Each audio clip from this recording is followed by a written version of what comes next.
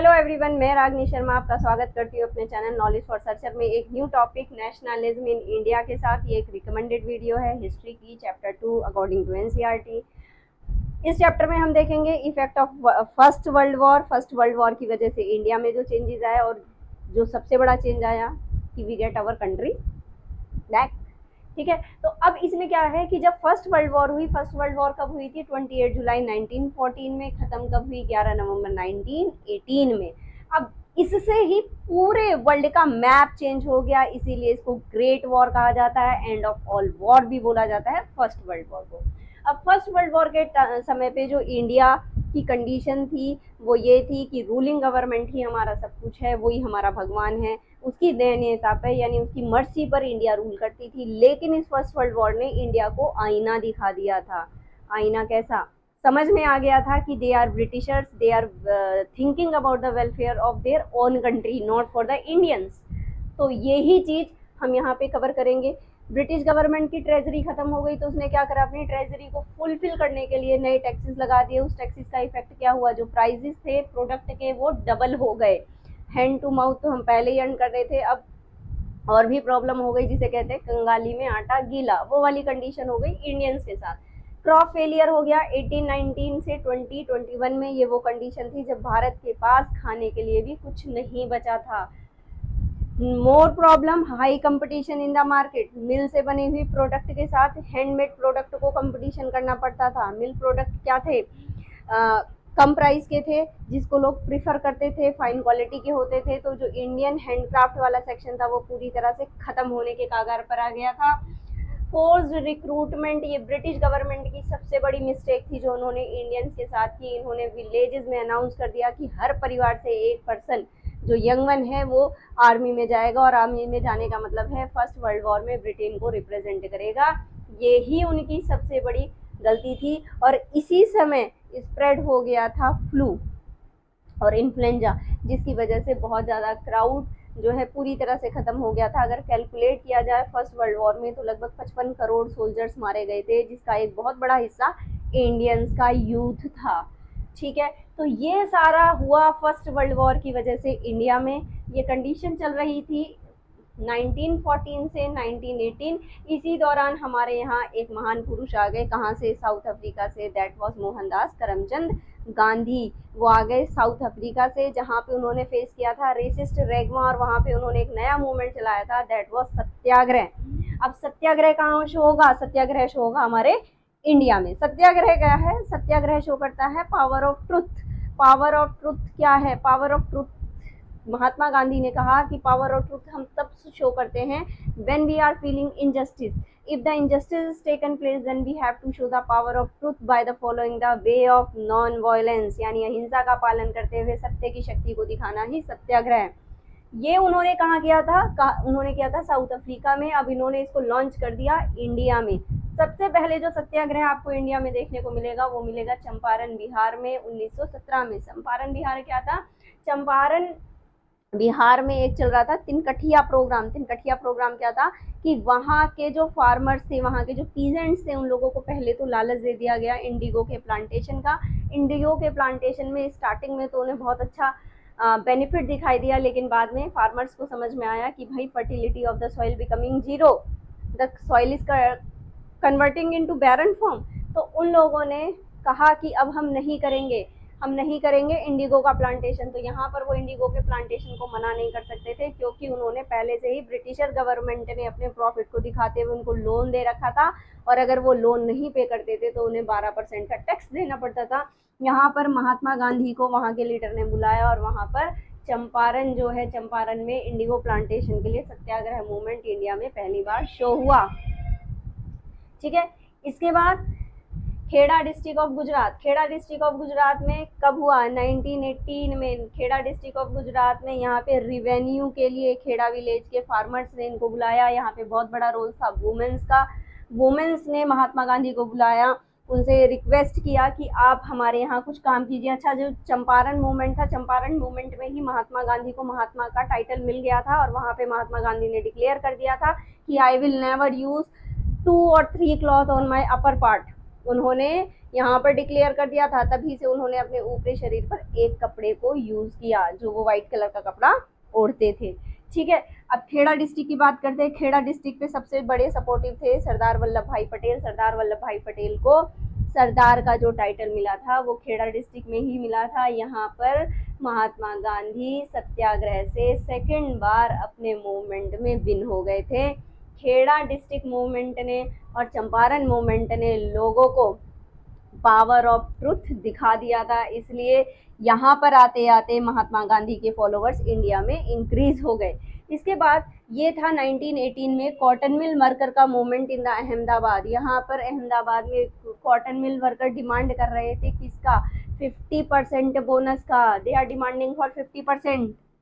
ठीक है, कि भाई आप हमें 50% बोनस दीजिए, लेकिन जो मालिक था वो उन्हें सपोर्ट नहीं कर रहा था। यहाँ पे उनको सपोर्ट किया था आनंदी बेन ने, किसको, महात्मा गांधी को। यहाँ पर वो लोग 35% कह रहे थे, वो सॉरी जो वर्कर्स थे वो 50% बोनस की डिमांड कर रहे थे, और जो ओनर था मिल का वो कह रहा था कि भाई मैं 20% दे दूंगा। लेकिन महात्मा गांधी के बीच में आने से वही वाली बात हुई, ना तेरी ना मेरी, 35% पे डिसीजन फॉलो हो गया। They are asking for 50%, now the decision takes place at the 35%।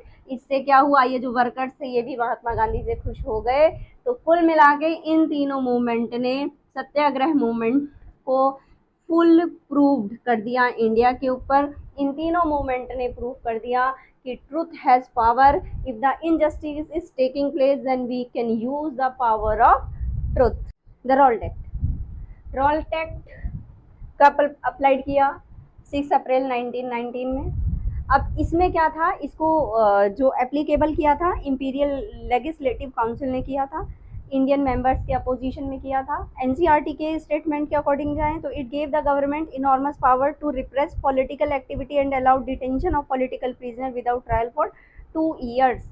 इसमें क्या था, इन्होंने जब इंडिया में देख लिया कि इंडियंस जो है बहुत ज़्यादा एग्रेसिव हो गए हैं, महात्मा गांधी उन्हें बहुत ज़्यादा सपोर्ट कर रहे हैं, तो इंडियंस लीडर्स की जो पावर थी उसको ख़त्म करने के लिए इन्होंने ये एक तरीके का रूल बनाया था। कहीं ना कहीं they want to destroy the power of Indian leaders. इसमें इन्होंने क्या कह दिया था कि बिना किसी ट्रायल के, बिना किसी इंफॉर्मेशन के 2 ईयर्स के लिए किसी भी प्रिजनर को जेल में रखा जा सकता है। किसने उसके लिए मुकदमा किया है, हु कंप्लेंड ऑफ हिम, ये भी नहीं बताया जाएगा।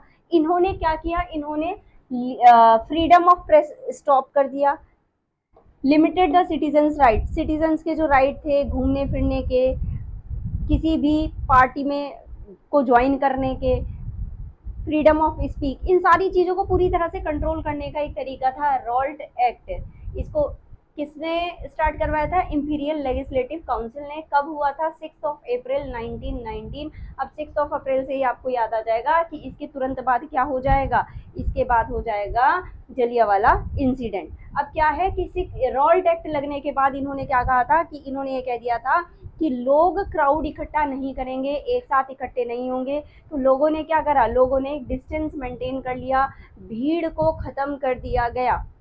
भीड़ को ख़त्म करने की वजह से लोगों का जो सामूहिक रूप से मिलना था, फेयर्स जो थे वो नहीं लगेंगे। ये कहाँ पे थे, ये राइट्स कैसे पता चलते थे, ये राइट्स पता चलते थे या ये जो लॉज थे जो बनते थे सिटी के अंदर बनते थे, सिटी के बाहर लोगों को नहीं पता चलते थे। तो होगा क्या, इसके तुरंत बाद ही जलियांवाला इंसिडेंट हो जाएगा। Jallianwala Bagh incident, Jallianwala Bagh incident takes place at 13 April 1990। अगर हम जलियांवाला बाग इंसिडेंट की बात करते हैं तो जलियांवाला बाग इंसिडेंट से पहले थोड़ा सा जाते हैं, तो उससे पहले रॉल्ट एक्ट के बाद और जलियांवाला बाग इंसिडेंट से पहले डॉक्टर सत्यप्रकाश और एक लीडर और थे, उन लोगों को अरेस्ट कर लिया गया था, जिसकी वजह से जो लोग थे वो बहुत ही ज़्यादा एग्रेसिव हो गए थे, क्योंकि उन लोगों के मिलने पर इस तरह के रूल्स बनते जा रहे थे। तो हुआ क्या कि इन सब चीज़ों से निपटने के लिए लोगों ने क्या करा, एक ग्रुप्स बनाने शुरू कर दिए। इसी को देखते हुए जनरल डायर ने एक एक्ट पास कर दिया था, जिसमें उन्होंने कहा था कि people can not be crowded at one place, 2 और 3 people can not stand at a place. ये जो है इंडियंस के फ्रीडम के लिए सबसे बड़ा चैलेंज था। ये जो न्यूज़ स्प्रेड थी ये केवल सिटी के अंदर थी, सिटी के बाहर नहीं गई थी, जिसकी वजह से स्वर्ण मंदिर के पास जलियांवाला जगह पर बहुत सारे विलेजर्स अपने फेस्टिवल को सेलिब्रेट करने के लिए आए थे। वहाँ पर कुछ लोग ऐसे थे जो इस मुद्दे पर भी बात करना चाहते थे, लेकिन मेजॉरिटी उन लोगों की थी जो केवल और केवल इस फेस्टिवल को सेलिब्रेट करने के लिए आए थे। जनरल डायर ने उसके एग्जिस्ट को बंद कराकर लगभग 1000 लोगों को तुरंत मार दिया। 1000 केवल वो रिकॉर्ड में है, उससे ज़्यादा भी है। ठीक है, तो हुआ क्या था, वहाँ पर ये इंसिडेंट हुआ। जनरल डायर ने बोला, it was to produce a moral effect to create in the mind of satyagrahis a feeling of terror and awe। यानी कि उसको अपने इस नरसंहार का, इस मर्सी के ह्यूज नंबर में पीपल किलिंग का कहीं कोई पछतावा नहीं था। उसका कहना था कि केवल मेरा मोटो जो है, क्या कहते हैं, सत्याग्रहीज जो हैं इनके माइंड में टेरर को क्रिएट करना है। लेकिन उसका रिजल्ट क्या हुआ? उसका रिजल्ट ये हुआ कि उधम सिंह नाम का बच्चा, जिसने इस पूरी ट्रेजेडी को अपनी आंखों से देखा था, उसने डिसाइड कर लिया कि वो जो है इससे बदला लेगा। उसने अपने इस रिवेंज के लिए राउंड ऑफ 21 ईयर वेट किया और उसने लंदन में जाकर किसे, जनरल डायर को मार दिया। उसके बाद उनको जो है, क्या कहते हैं, 1940 में फांसी की सज़ा दे दी गई। उससे बदला लेने के लिए उधम सिंह ने अपना नाम चेंज करके मोहम्मद सिंह आज़ाद रखा था। आज़ाद इसलिए क्योंकि उनके अंदर एक डिज़ायर थी कि वो आज़ाद होना चाहते हैं। उन्होंने जलियांवाला बाग ट्रेजेडी से जो इफ़ेक्ट आया था उनकी फैमिली में आया था, क्योंकि उन्होंने भी इस किलिंग में अपनी फैमिली मेम्बर्स को खोया था।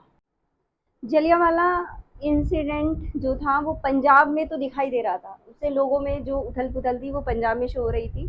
और जलियांवाला इंसिडेंट से दुखी होकर महात्मा गांधी ने 18 अप्रैल 1919 में सत्याग्रह मूवमेंट को वापस ले लिया, क्योंकि वो चाहते थे, उनका कहना ये था कि if we fighting for the justice then there is no need to show the violence.